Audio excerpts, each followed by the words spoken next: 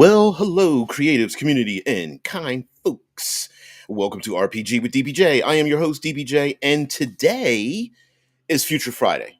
Um, a time where I love science fiction and post-human and transhuman ideas, and also, in a tabletop role-playing community, um, I'd like to have a little spot here where we can talk about like superhero games and pseudo-modern kind of ideas. But we also talk. We do a little bit of armchair philosophy and science and things like that as well. So, yeah, like as the End King says, the future is now. All right, so straight up, because this is Friday and it's the end of our week long dissertation, I guess, talking about languages. We're going to straight up spoil the movie Arrival. That's just straight up. The spoiler alerts. We're going to rip apart Arrival and other genres thereof. Um, because we are going to talk about aliens and language and go into other little nooks and crannies of science fiction and such. Just because I love the the not just the philosophical elements of science, but like the theoretical elements of it, and it's kind of cool. Yeah, like Zabar says, languages and intricate non-Euclidean communication systems. Yeah, I mean, there's whole. I kind of went down a little bit of a rabbit hole, um, uh, just talking about the languages in Arrival, and it's pretty cool. Let's see if I could find some of um, these little asides, and the people who took the language in the movie Arrival and just like kind of like ran with it and such. It's pretty interesting. I mean, in a nerdy kind of way, which I actually kind of like. I actually like it. Let me see if I can find. Uh, there we go. There's a This was a an article. What's the Conlang on a Stack Exchange or something, and of course, someone says, "Is the alien writing in Arrival really a language? Can we form custom sentences?" And there are people have used that movie and then ripped apart, like frame by frame, figured out like what the set designers who made this language and actually did come up with kind of a language, and take it apart, and it's pretty interesting. Um, I don't know if we could actually make real sentences out of it, and even the movie producers even mention that. Well, I mean, it's real in the basis of it, but not real in the sense that you could actually write sentences and things like that. Sounds like we just arrived in time. Yeah. Oh, but boom. So, um, so um, let's get into the spoiler part of the movie Arrival, and then let's start talking about other things with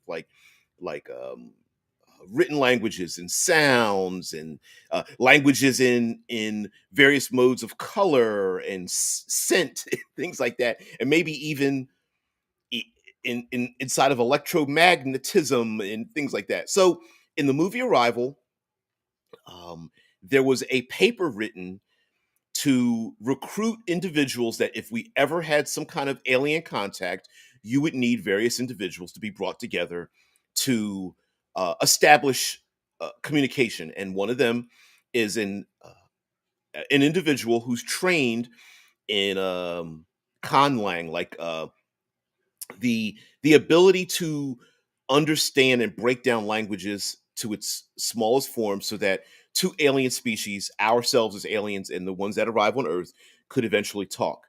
And in the movie, we go through this process. We're we're actually seeing things that are non-Euclidean in time and space. So we see flashbacks or flashes of an individual's life while she is describing and trying to analyze a language. And the language looks like the closest thing that the language looks like to me is I'm gonna let's see if I can expand this out because it's going to get rid of what you guys have to say. Um, the language looks like coffee stains on a table, right, or a piece of paper, where the bottom of the cup starts to spread out, and that might have been might heck that might have even been in the writers' room where they look down and they're just like, I don't know what to come up with this idea, and then they look down and they see the coffee stains, but essentially the aliens do not think in linear time, and a straight line is how we write sentences. We have a beginning, and then we have a period at the end or some kind of a punctuation at the end, and we read it in one direction. But the aliens do not form sentences that way. They form them in these circles where you can begin and end your thoughts at any moment around the circle, and it's all the norm. So they don't they see the past, present, and future as one continuous loop, and so that's how the language is understood. Let me see if there's another one here. Um, see, yep. I think I can find it where they break down it into sections. All right, I want to share this tab one. So, oh, seriously? Uh, anyway, very difficult to see on the screen, but essentially the circle is broken into 12 sections, um, and each of the splatter sections that are broken into these 12 slices of the pie has a what looks like a randomized splatter, but the design team repeats these splatters in one or more of the 12 uh, slices of pie, if that makes makes any sense. So Zamar says Conlang, for those who don't know, are constructed languages. Um, they are generally more modern languages that are not constructed organically, but quickly in a short period of time. And as a matter of fact, in a lot of other science fiction, they'll bring in Conlang experts to come in and create, like, for example, they'll create versions of Elvish and Orc for fantasy, and then for alien races, they'll come in just to make sure that there is some sense of verisimilitude in their construction.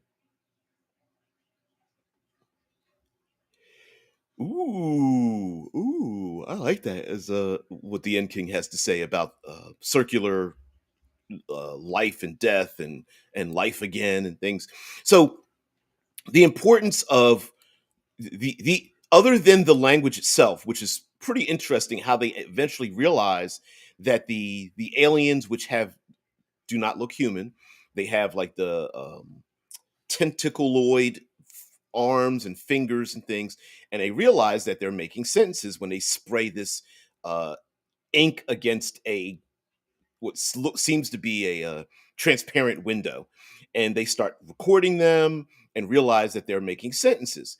And as our conlang expert in the movie, well, maybe she's not, she has another function, but as she starts to understand the language, her you would dare say her thought processes and brain chemistry begin to change, and then she begins seeing things in seeing time in a non-linear manner. And I think that's the part where we can take that and kind of go off in it, um, go off for our own um, tabletop role-playing game theories and such, and kind of go away, kind of like take it and go, wait a minute. Um, yeah, I was going to say the same thing, but I'm not sure. Like Enking says, right? The Klingon language is a Conlang, I think. I was thinking that yeah, Zamar agrees. It says it is. Yep. Also Elvish. Yeah, Deadman says exactly. Yep, Elvish and the Orcish, Dwarfish in Tolkien's worlds are that way. Yep. Haddies? Oh, Huddies. The Uptar, yeah. Um, yeah, these are like are conlangs. They're basically small snippets to get that. And I think we could learn a little bit about that and maybe even twist it a bit simply because in that means Hatutsi, is it Hatutsi from Star Wars? Hutussi? The Huts that speak it. I always wondered why. Anyway, it's a Star Wars thing. So I wonder if languages that have different sounds and colors and such, that if humanity were to learn them, that it would change our brain chemistry. And by virtue of the main character learning this language, that main character was able to see through time and essentially through space how her life would progress, and decided to live that life anyway. And it's quite interesting because in science fiction we often have like we have our basically human or humanoid characters running around our solar system and other solar systems. And um, the interesting part of that, I think, is that what if we could modify our the way our player characters think by the languages that they learn along the way. Maybe they learn a couple of words or phrases, and by acquiring a longer list of these words and phrases in whatever manner, maybe it's by sound, maybe it's by color or scent, and they learn how to navigate in this strange science fiction world. That maybe the player characters, it's kind of like a trade-off, right? Like the more words you learn from this culture that speaks in like um ultra high or ultra low frequencies or some combination thereof, like dolphins and other sonar styled creatures, maybe maybe the more humans try to speak or communicate in that language, the more they lose of themselves, right? Because the character at the end of uh, main character at the end of Arrival, I'm pretty sure she never really tells anybody else what's going on, because I don't believe they would even really believe her. And even if they did believe her, I she had this. Not only was it a specific language that other people were looking at and studying, but embraced it internally. She understood it. She didn't just read it and translate it. She was more um less a translator and more a uh, a a vessel of communication. And so maybe player characters are able to do something similar, where it's not just them uh, taking these circular objects here and going, oh, this one means hello, this one means something else. And by the way, I tried to figure out how to increase the size of this, and it's not working. Let's see if I can. Yeah, it's not. Yeah, it's not working. It took me to Pinterest. Yeah, I can't. I can't find it. But anyway, yeah, I'm just floating down Pinterest here, as people are sharing like tattoos and other things, which have like a limited form of communication and such. But um, like a lot of artificial, like a lot of artificial languages that people can create, and as a matter of fact, I think you can even there are ways to create um, your own fonts, and people begin to create their own languages through various fonts and such. This idea, I think, would be pretty cool, where it's almost like you're deleting a little bit of your character's base understanding of things and then adding in understanding for aliens. And it might be like, okay, like on a scale of 1 to 10, how human is your character? You're like, well, I'm about a 7 on the human scale, and I'm like a 3 on the alien understanding scale. And um, much like, what was the small game? Lasers and Feelings. Under under Lasers and Feelings, like basically that was a one-page role-playing game where you had two scores. You had lasers and you had feelings. And the more laser you had, the less feeling you had, the more feeling you had, less laser. Maybe something like that could happen where you're like, all right, roll your alien score, and it's a 3, so you've got a 30% chance, or you got to roll a 3 or less to understand or communicate or operate in the aliens realm, whereas you're more 70% in your humanoid scale or something like that. Pretty if you made that mechanical. I mean, I'm sure there are better ways to do it, but that would be pretty interesting to have that where being able to see through time and space and communicate on the aliens level would be pretty interesting. I like that. Ha ha. The End King says, "Here's a mind screw. Maybe she never tells anyone, because she remembers that she never did." Exactly. Yeah, she knows the decisions she's going to make in the future and decides to continue to make those decisions, understanding that those decisions she already made and had a reason to do so. It's almost like railroading yourself in a tabletop community. Like, hmm, since I didn't do that thing in the future, there must have been a good reason. So I guess I won't do that thing, and that becomes circular logic, right? Because then deciding not to do that thing goes back to the beginning. Hey, I didn't make that decision. Right? Zamar says, well, one's original language does point out how one thinks, as each language puts emphasis on different concepts and ideas and ways of expressing that. Though how I know that is hard to explain. Yes, um, there's even okay. So I'm gonna try to make this comparison to something real world, which may or may not be effective. But seat of the pants studio, that's what we do here. So we know that the northern Inuit people in North America have many, many different descriptors for snow, far more than I do in American English. And having more language that has a nuance to describe a thing also means that you can find more detail in it.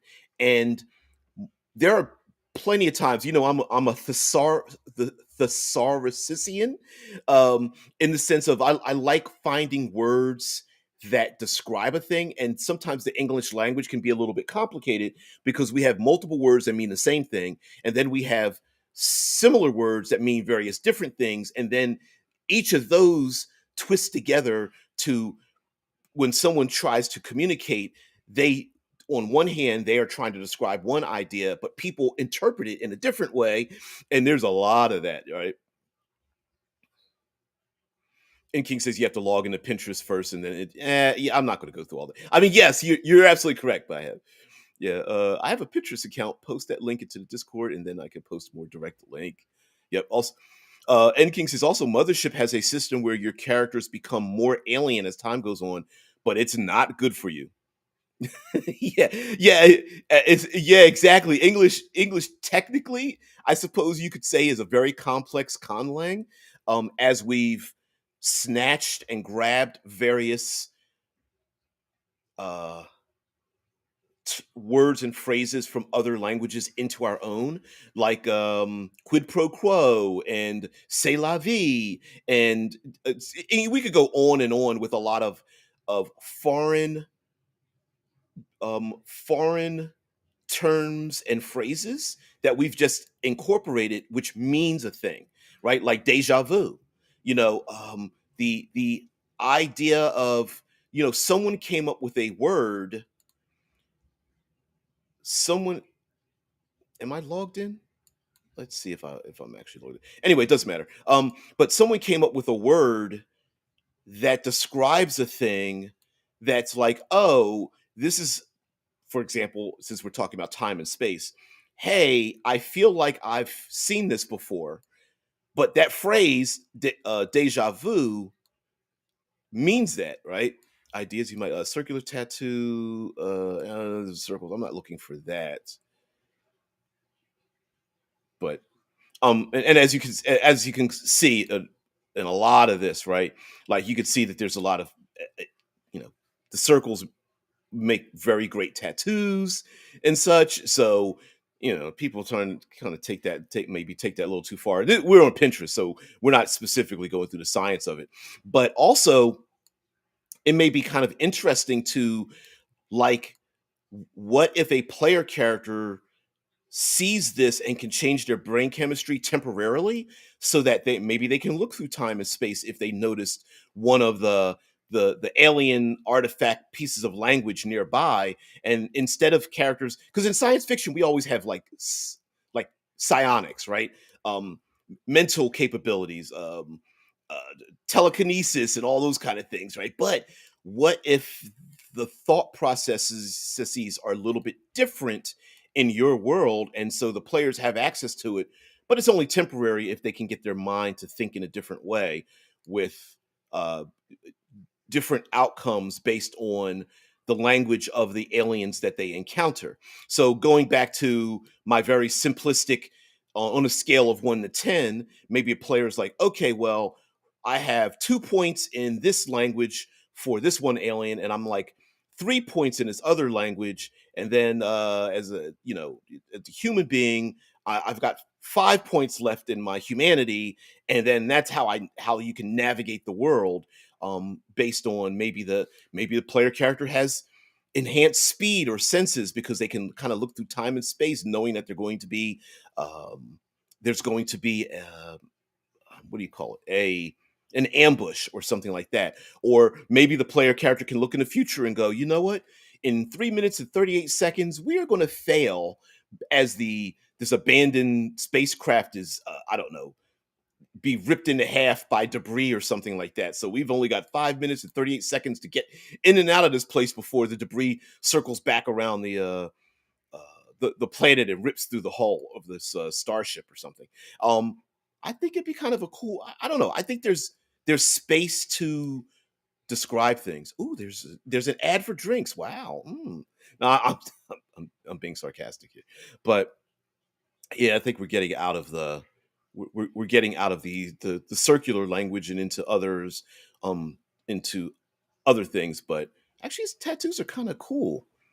It would be looks a little Mandalorian-ish, maybe just because it's spiky. And I just finished watching the last episode of The Mandalorian, but anyway, let's go back here. Yeah, is it careful browsing through Pinterest Live? It can be spicy sometimes. Yeah, that just went through my mind. I was like, nah, maybe let's get out of there because it might show me something that YouTube's going to say. Yeah, let's kill your channel. Zawar says American and to a lesser extent British English is a mutt language. It sure is. Combining various other languages into our own to express concepts more relevant to us than British English failed to express. And a lot of the times, we pick up and drop a lot of terms and phrases because they just don't apply any longer. For example, we don't sail on the high seas like we used to. We don't patrol streets with law enforcement like we used to. We eat different foods and things. So a lot of that has, I think has a lot to do with it too. Meaning like the foods we eat, the places where we live.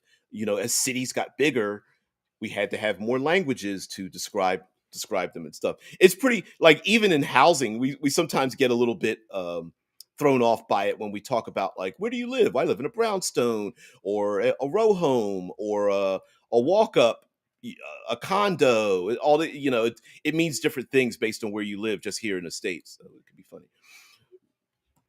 Z says it also makes sense that American language was like that, since not only were Americans built off the concepts of being mutts, yep, founded during a technological rush.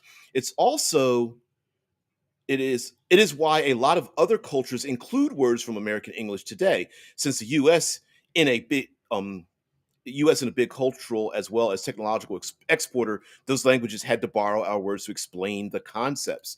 Exactly, and what if those concepts, like, what if in a tabletop role playing sense, what if those concepts we like the concepts and the language we have, uh, kind of like I expressed the other day, we sometimes we just need to express a very complicated thing in the shortest, easiest manner possible to somebody else. And it's like, hey, if there's a dangerous tiger hiding in the jungle, I need a word to tell you that danger is out there, and it can't be.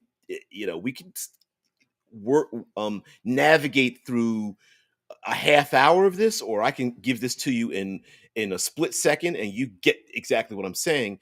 And American English is a great exporter of that because we take a bunch of other things, concepts, put it together, describe it, and then export that out, and then other languages use that frame frame of reference to describe what it is.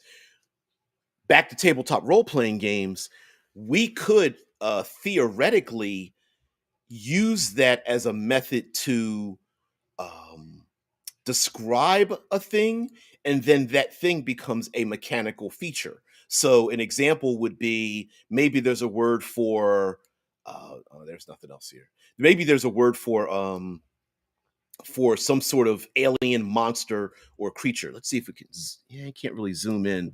Um, so if we look at this image like a, am I broadcasting it? Yeah, yeah, yeah. Okay, so if we look at this image like a clock and we start at number 1 and we go all the way around the clock image, you'll see at number 12, or you might be able to see at number 12, that there's a red outline, and it picks some of the dips and outliers here to describe it as a language, and each part of those might be its own concept. Might be kind of cool. And it would be, I think if you wanted to go very, go very science fiction, Star Trek explorer, um, uh, scientist, um, investigator kind of thing, I think it'd be kind of cool for players to have to pick up bits and pieces of language and culture to then be able to try to use that in a, there it is. Here's the one section of the ink splatter, and it shows some of the highlights of it, like 127 and number 41, and there's 108. That must mean something, and maybe they're saying something here in a little bit from number 74 or 26, and expressing this very complicated language. So from Arrival. So it's pretty interesting how they did that. And yeah, how can you shut this down? Stop it. Stop. um Let's get back into the chat. Mm, mm, mm, mm, mm. And the End King says, if you learn the language, then you're Mike, then you've always been here and always will be. Yeah. Talking about time and space. Now, other concepts. Here's another idea for, and follow me on this because it's going to seem kind of strange. What if you give your players the option to, in a sandbox, to railroad themselves? So follow me on this thought process here. The player characters through time and space can say in the future, I will be at or have an interaction with or perform some kind of very simple function, and then they get some kind of Benny or bonus if they finagle their way into actually performing that thing in the future because they've learned the language of the aliens. I'm going to call them the arrival aliens, because they learned the language and realize at some point in the future they will be performing that said action. So an example would be, um, and this is, I'm stealing this a little bit from a role playing game called Everyone is John. But anyway, so the player says, "Oh, in the future I'll be drinking." Like, let's say you pick 3 very common, easy things, 2 somewhat moderate things to do, and 1 very difficult thing. So, like, 3 easy would be, my sorry, I don't speak coffee stain. Yeah. So let's say I'm going to, okay, let's go with the coffee stain. I'm going to order and sit down and drink a cup of coffee. I'm going to open up my journal or my pad or something. I'm going to write notes based on some kind of astrophysics. And lastly, I'm going to strip out of my clothes and take a sonic shower, right? And then in the future, if you get to perform those things because you've kind of railroaded yourself, you maybe get like a +1 bonus or an extra die or something like that because you know what's happening in the future. And then, 2 moderate and maybe 1 complex thing that you could do in the future, like, oh, I'm going to have a laser gunfight in a 0G spacecraft, abandoned spacecraft, with some aliens that are scrambling through it like ants or something. and as the dungeon master or narrator or whatever, the storyteller, you're like, oh man, how am I going to fit this into the game? And then maybe their railroading of predicting the future is fuel for you to make a story to figure out how they. I don't know. I I I don't know. I like to think of things like that. Yeah. Yeah, Z says knowing a language could give a bonus to specific stats or skills in D&D 5e, such as Infernal giving a bonus to intimidation, or Elvish to wisdom, or the advantage in ties. Yeah, yeah, like but just because you know the words, like we don't. It would be very difficult for us to come up with the concept that someone can speak or know or read a language that actually has a an extreme transformation in the physical world. But this is role playing games. There I, I can guarantee there are some curses being happening down in the nine hells that if we heard them, we're just like, wow, I can't even repeat that again. to say in public, in a civilized space, right? But I'm sure it does exist. It's kind of like what is the spell vicious mockery, right? Like what is the person actually saying? I don't know. In with the Batman Justice League animated series, I can't remember which one. I think it was the Justice League animated series. I remember Batman spoke to someone and whispered something in their ear, and the person immediately was just like, oh my god, yes, I'll tell you anything. And then the other members of the Justice League was like, asked Superman, "What did he say?" And Superman's face kind of turned red and his eyes got wide. He's like, I don't want to. I don't want. I can't repeat it." The End King says, "So giving a player the chance to become Doctor Manhattan, very cool idea." Well, yes, but no. Like a lot of people think that Doctor Manhattan had control over it, but he really didn't. He was as much a slave to time and space as everyone else. He just knew what was going to happen. He didn't make it happen. He just knew what was going to happen. And when people asked him things, some would either fall in line or try to break the cycle that of what he said, but then the thing would happen anyway, which is kind of kind of interesting. Um, let's see. Of city of There it is. Let's see. Valerian and the City of a Thousand Planets comes to mind. Oh, there's no really good images. Mm, mm, yeah, I'll put this up anyway. Okay, so a maybe not very good movie, but there's this but I think this encompasses a little bit of what we may be thinking about here. There was a movie I think it was based on a graphic novel called Valerian and a City of a Thousand Planets, and essentially we follow our protagonists, two agents, like law enforcement style agents, um, around a hub of space where more and more aliens kept getting gathered together. Maybe this might be a very good.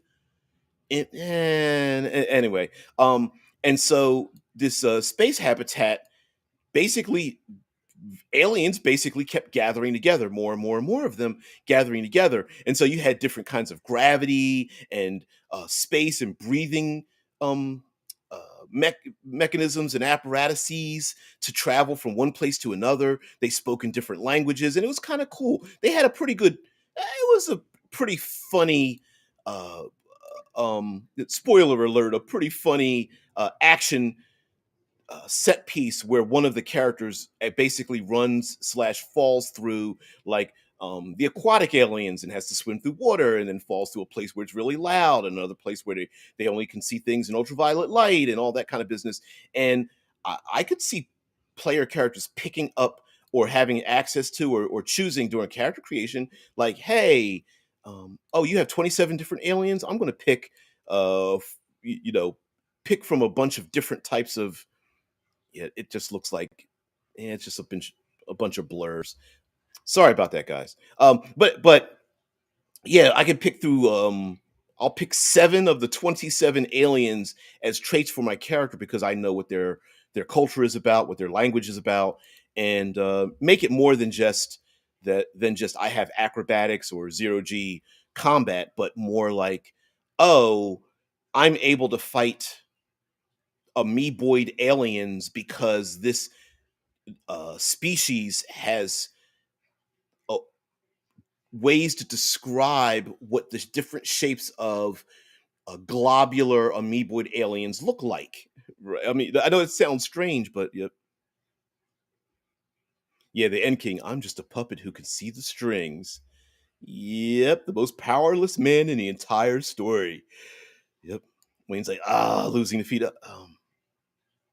Mm, mm, mm, mm, mm. Z says there are situations where fighting against an end result is what causes an end result to happen, such as causing crimes against a group because they have the potential to end your people. We we've seen that plenty of times. That story where, and let me give you the general story, and then you guys can tell me where you've seen this happen. But um, a great and powerful warlord has an oracle, and the warlord demands from the oracle, tell my future. And oracle says, "Good, I will tell you your future. In one half of your life, you will be a great and powerful warlord dominating the land, and you will see all the riches in the world, and the people will love you and fear you." And I, okay, cool. And then the oracle says, "Well, yeah, but then it's going to end because your child will come back and defeat you and kill you. And what one was like, your child will come back and kill you and marry his mom or something like that, or whatever, or marry your wife or so." Anyway, I've seen that before. um so what does the warlord do? The warlord goes around and is like, starts dominating the land because, hey, I'm going to be great and powerful, right? And then attempts to kill all his kids, right? Because he's like, well, if my kid's going to grow up and take me down, I'm going to try to kill all my kids. And then that in turn makes a nursemaid or someone who finds one of the bastard kids to send them to a distant land to protect them from being killed, who that person grows up and realizes, wow, that evil person is a bastard. They're going around even killing kids. And then that person rises up. The child now has a motivation to rise up and, defeat the dad, right? And we've seen that played out in any number of ways, where the person who tries to it's like time determinism. And a pretty there's I mean, depending on the story you've watched, there's a martial arts version of that story, and I cannot remember the name of it. All I remember is the main one of the main protagonists has power over water, and he's about to be killed in a place that is around salt and sand, and he rips his own arm off to use his blood as a liquid, and uses it to blast his way out. Zamar says, leading members of those groups to create groups who commit crimes against your people with extreme prejudice. Yep, yep. Every prophecy ever in ancient history and the Bible and most European nations, and Oedipus, I think it's Oedipus. Yep, and Oedipus. Yep, yeah, yep. The old self-fulfilling prophecy. The End King says, in some versions of the King Arthur story, Arthur knows about Mordred and tries to solve the problem, which of course doesn't work. Yeah. Putting that into a role-playing game, I don't know how complex or easy you would do it. I think if I were to do it, I would have the players set up what's going to happen, and then instead of punishment, I would reward them for making it happen in the first place. Like if the player goes out of their way to get that cup of coffee and sit down and drink it, I would reward them for doing the thing by falling into the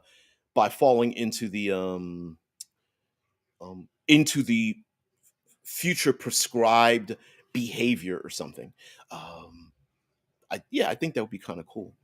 Uh, Now, of course, we have, like, what is it? The We've had this taken apart in Minority Report, the movie, The Minority Report with Tom Cruise, where it shows that he murders a person, and then he spends the movie trying to escape that prescribed um, event, and eventually realizes that he gets to that point, and then you realize that, well, I mean, it does happen, but it kind of doesn't happen the way you think it does, be- simply because it was taken out of context and such. So yeah.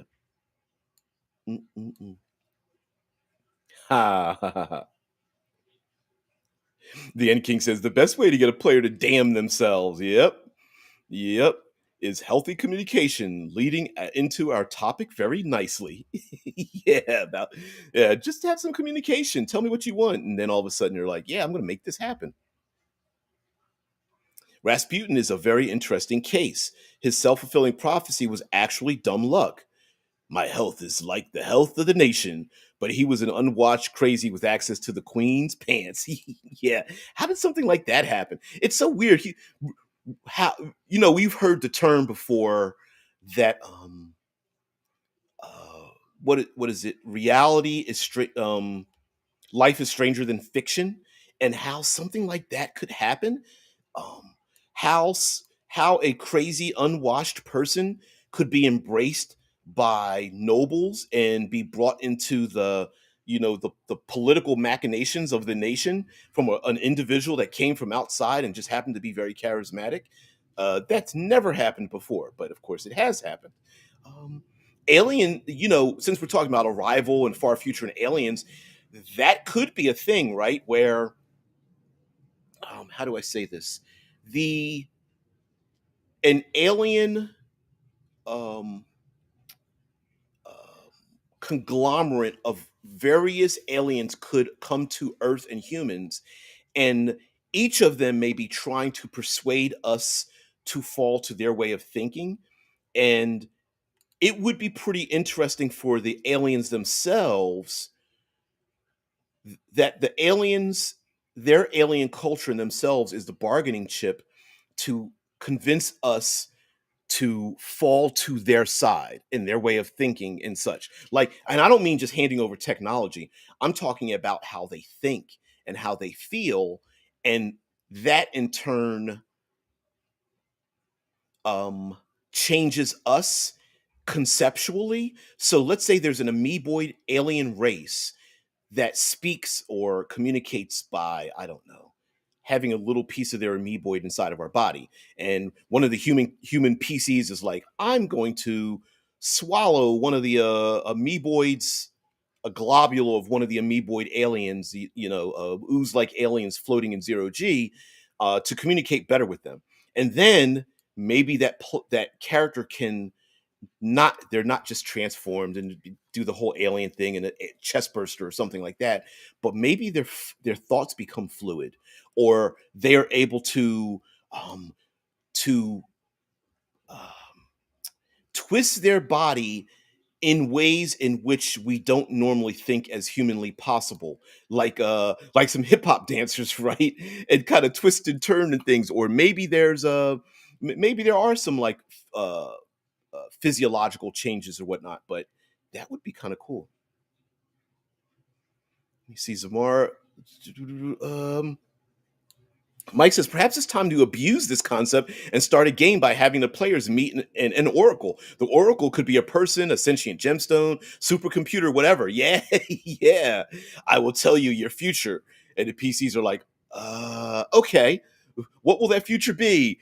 Well, there will be one good thing, one bad thing, and one that will be unknown to either of us, or whatever. Like very cryptic, and maybe the players are able to choose the one good thing and the one bad thing.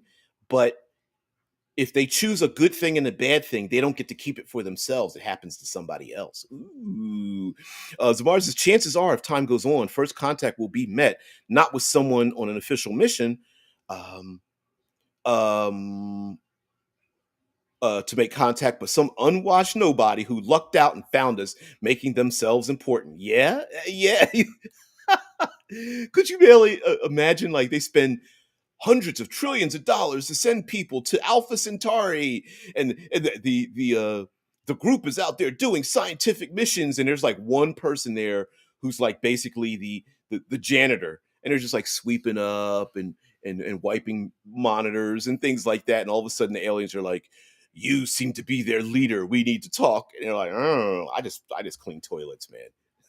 In our world, those are the most important people in the process to both their race and ours.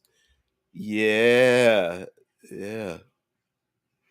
Mike says this oracle grants a weird vision that can be interpreted differently based on perspective. It might inspire PC actions and creates GM plot hooks. Bonus points for visions conveyed to each PC via secret notes or text. I always wondered if there is a better way to incorporate secret notes and phones at the gaming table. I don't know. I know it exists, but it would be kind of cool to do that. The Ant King says that Amiiboid situation sounds like a great way to turn someone into a Reed Richards. Yeah, yeah. As a little kid, you used to like grab things far away and go like crash, crash, crash, crash. Maybe the PC is like, you seem really small, and then they reach out for that person, you know, 500 meters away or something. Mm-mm. Dead man says like Paul. A couple of geeks on vacation. Yeah. Yeah, on vacation encounter Paul the alien and go on an adventure. And the alien's like, this is kind of cool. Took me to a head shop and that'd be pretty hilarious. Hey Cam, what's up? Been a little while. Mm-mm-mm. Mm-mm-mm. Michael says, or even hand out prophecies in sealed envelopes. The PCs can trade a prophecy with another PC, but must do so before the envelope is opened. Ooh. And maybe they even know a generalized, like what kinds of prophecies might be inside, but they don't know which one it is. Kind of like drawing a card from the deck of many things, which I believe like Watsy's going to put out, or Dungeons and Dragons is going to put out a book about that. I don't know. Yeah, Cambron. Zamara says, I come up with pre written messages to send to players who know a language that the majority doesn't know. When they overhear something, I will message that player while describing the situation. Yeah, I mean, it might take a little bit of prep, but having like a message from a culture or a being or something like that that doesn't where most people don't understand it, but there's like subtext involved in it, and learning that subtext might be a thing. Like, for example, maybe there's an alien language that everyone can understand on the surface. Yeah, it might take some studying, but hey, as long as you listen to one of the language listening things or use a translator, you understand it. But if you understand the subtext, you can speak psychically to them, and it's not just understanding it. You must embrace what the subtext is. And so maybe understanding that subtext allows you to communicate psychically, as long as you're within that message, and then when the message is over, it's done or something. I think something like that would be kind of cool. Yeah, talk about the deck of many things. Mike says that's also how I handle the deck of many things. All cards are in sealed envelopes. That prevents the whoops. I turned over more than one card. Yeah, everybody tries to. Yeah, yeah. Deck of many things. The greatest magic item that ruined a ton of long campaigns. Yep. Z says to everyone in the scene, it forces the player to openly share or hold that information to themselves. For instance, one of my players is from the Underdark and has had contact with Ettercaps. I like Ettercaps. I don't know. I like them. I like what they do and what they're about. So, just as a recap, since you mentioned Ettercap, thanks, NK. Um, just as a recap, we were talking. This is Future Friday, so I thought we end this talking about communication and languages, and the starship that comes down to Earth from the movie Arrival, and the young lady that tries to who ends up deciphering the language and then doesn't just translate it, but actually understands the language on a metaphysical level, and then she's able to see through time and space what her future will bring. And then it brings the beginning of the movie all the way full circle, in that she could see her future. And despite the the dark tidings of her future, she still decides to choose to live her future anyway. Now you could make the case that maybe she knows she can't change her future, but I think she embraces what her future will be, despite the darkness that seems to come from it if you understand how the movie progresses um, in its circular fashion, and it's kind of cool. When they encountered and entered Cap Queen's freshly made nest and they failed a stealth roll, that player was able to hear the Ettercap trying to speak to them through bright vibrations of their webs. Ooh, ooh, me likes that. Me likes that a lot. Um, you know what? We often don't give a lot of credit to sometimes things that are right in our face, like the Ettercaps and the relationship with spiders and being able to transmit um, information is transmitted through spider webs on purpose. The spider rests one place, and then vibrations go through the web, which basically translates a motion. And taking that and turning that volume up, it maybe there's certain kinds of ways to communicate through these long spider strands on spider webs or something. And yeah, the player character finds some information, but it's like, hey, if you can hear me, I can kind of hear you. So yeah, guess what? Right? And it's like giving them a little bit of information, even though they failed the check. And I love doing that. I love doing that all the time.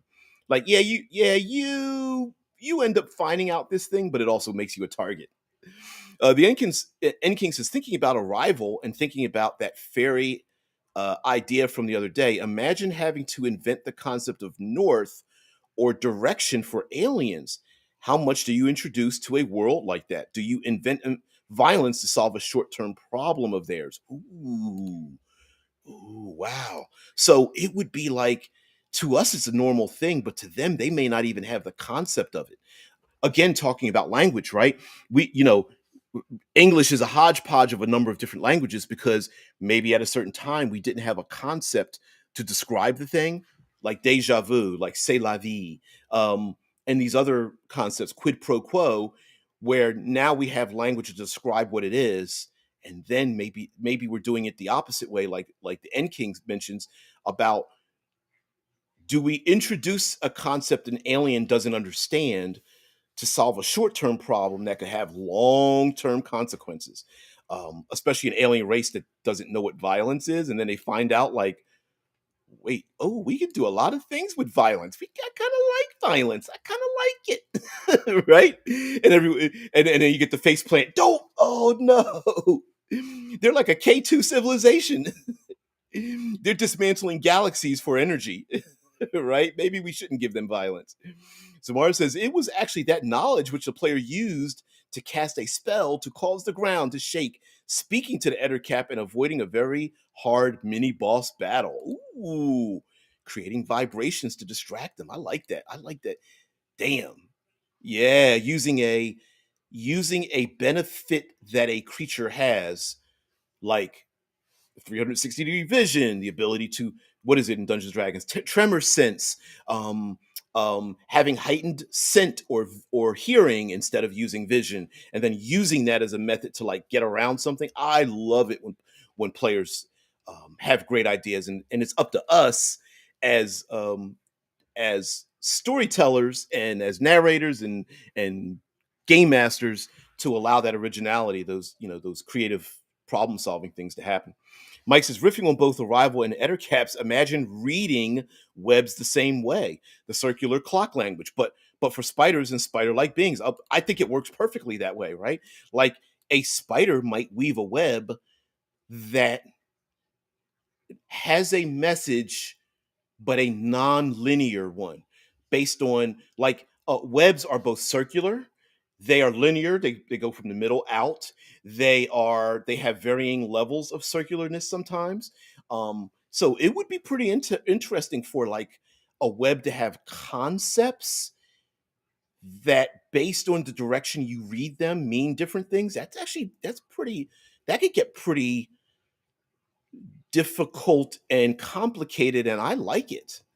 Right? Like you could have three different concepts, but how you the order you put those three different concepts, because of how we understand language, would mean up to nine different things. One, three, one, two, six. I can't do the math in my head. Zamar says, though, in that way, they accidentally revealed the location of their settlement, causing a larger boss battle later in the form of a siege against their newly formed hamlet. Yeah, end of my story. Yeah, no, I'm feeling this. I'm liking this. Right? Yeah, yeah, I'm liking that a lot.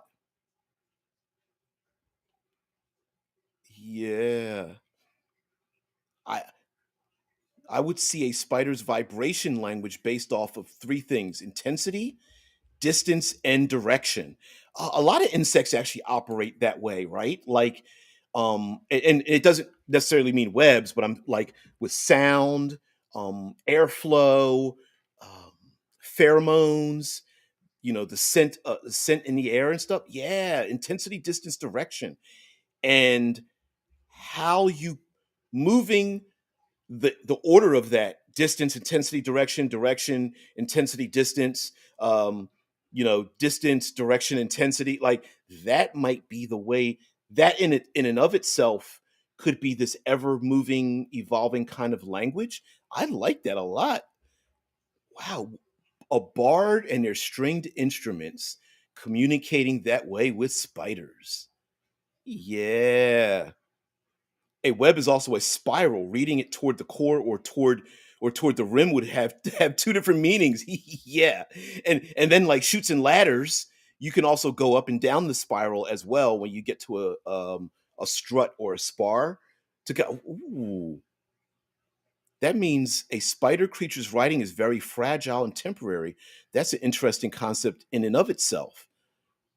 Maybe they are able to, for very short amount of time, express extremely complicated maneuverings through time and space, and then like on the wind, whew, it just blows away.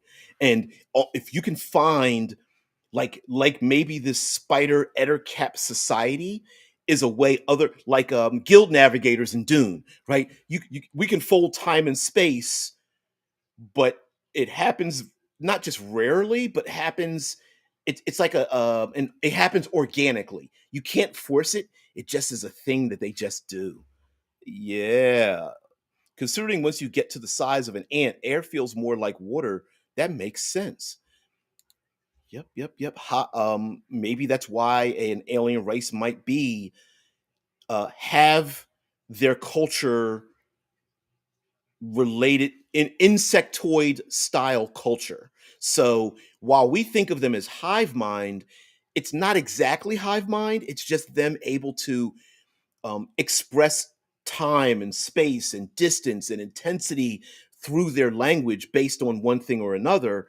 And we think of it as hive mind. For them, it's not even psychic. It's just how they communicate. It's how they how their history works. Intensity is more like knowledge for them. So the more intense a thought is expressed, the more the rest of the culture absorbs that knowledge and takes it in. Whereas distance is more like how far away or close they are to important events and things like that. That'd be kind of cool. In nature, we know spiders are extremely territorial and cannibalistic. Would they work together to preserve history? Could there be a web library? Or maybe they are the outliers of an arachnidic insectoid type of culture. Like if you embrace the spider-like part of their culture, maybe it's like a profession. You can't be with us any longer. You've got to go away, right? They themselves and the rest of the culture both make the decision. You can't be with us. You have to go away. And whereas the other ones are more, maybe they're more ant-like and they work in conjunction with each other. Yeah, Deadman says the Iktomi from Eclipse Phase were a spider-like race of aliens. Yep, that were what is it in Eclipse Phase?